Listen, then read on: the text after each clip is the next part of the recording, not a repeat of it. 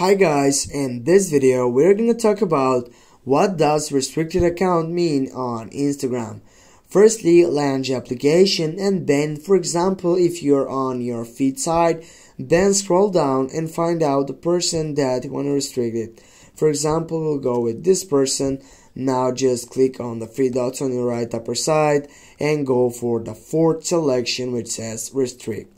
Now it says what is going on when you restrict account. It says that limit unwanted interactions without having to block or unfollow someone you know. You'll control whatever others can see their new comments on your posts. Their chat will be moved to your message requests so they won't see when you read it. Now just go for restrict, and with this the account has been restricted. And now also with this, you know what that means.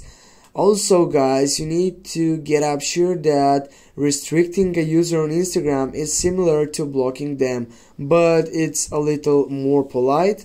Whereas blocking a user hides your entire feed and stories from them, the restrict feature simply hides their comments and messages from you while still allowing them to view your posts. It's a suitable way to limit unwanted interactions without completely removing when you saw that on interaction before.